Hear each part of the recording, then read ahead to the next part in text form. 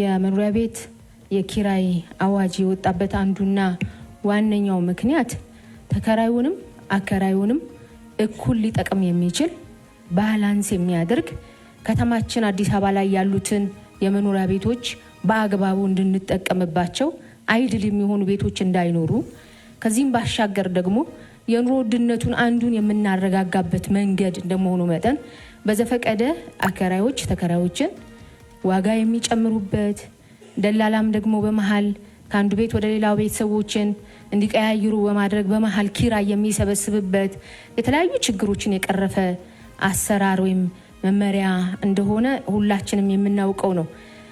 ይህንን ወደ ስራ ስናስገባ 2016 ላይ በጣም በርካታ ችግሮች ነበሩ። እነዛን ሁሉ ችግሮች ደግሞ ተቋቁመን ወደፊት መሄድ ችለናል። አንዱ ችግር ያው አከራዮች ይህንን ነገር መቀበል ያለመፈለግ ነው የነበረው።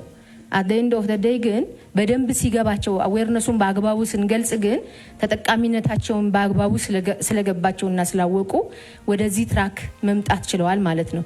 ከጥናቱ ጋር ተያይዞ የተጠናው ጥናት ሳይንቲፊካሊ ነው የተጠናው።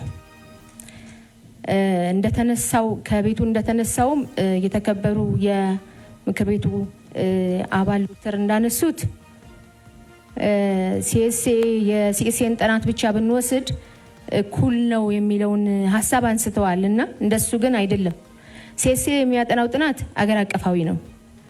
እኛ አዲስ አበባ ከተማ ውስጥ ያለውን ችግር መሰረት አድርገን ነው ያጠናነው።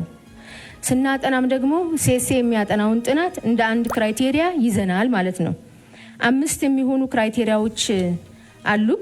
ከነዚህ ክራይቴሪያዎች ውስጥ አንዱ የሲኤስኤ ጥናት ነው። ሁለተኛ የቤት ፍላጎትና የቤት አቅርቦቱን ክፍተቱን እንለያለን። ይሄም ከ30% የሚይዝ ነው። ይሄም የዜጎችን የመክፈል አቅም ይሄም ታሳቢ ተደርጎ ከ15% የሚሰላ ነው የሚሆነው። የቤት ጥገናና ማሻሻያ ወጪ ይሄንንም ደግሞ ታሳቢ ያደረገ ነው ጥናቱ ከ15% የሚይዝ ነው።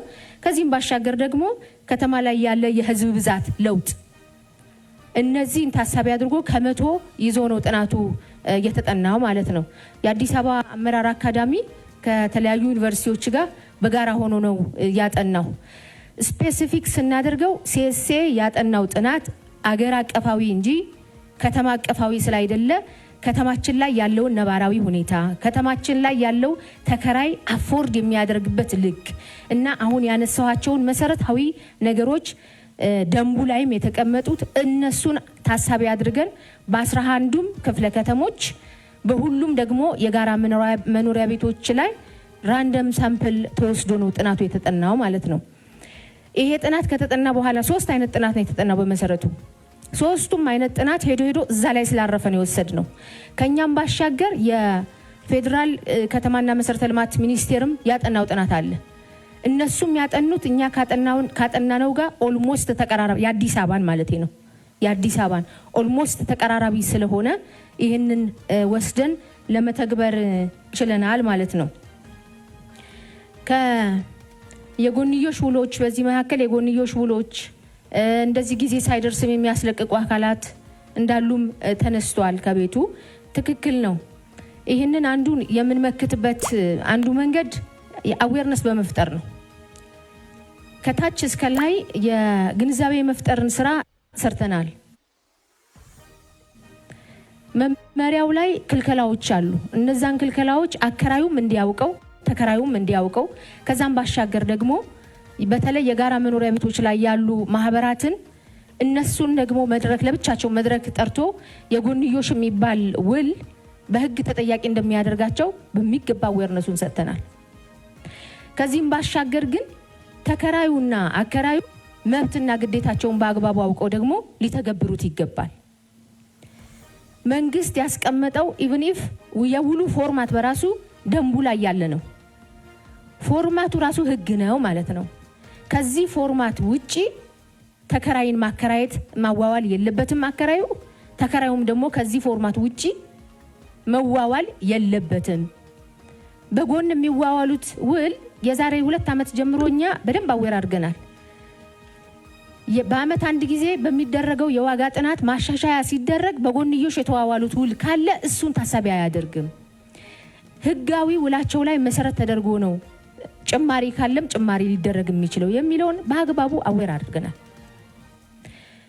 ይሄንን ተግባራዊ ያላደረገ በአሰስመንት ይሁን በጥቆማ የተደረሰበት ተከራይም አከራይም ካለ እንዲሁም ደግሞ በጎንዮሽ ያዋዋለ ያለ አካል ካለ ደግሞ የህግ ተጠያቂነቱ እንደቀጠለ ነው የሚሆነው ማለት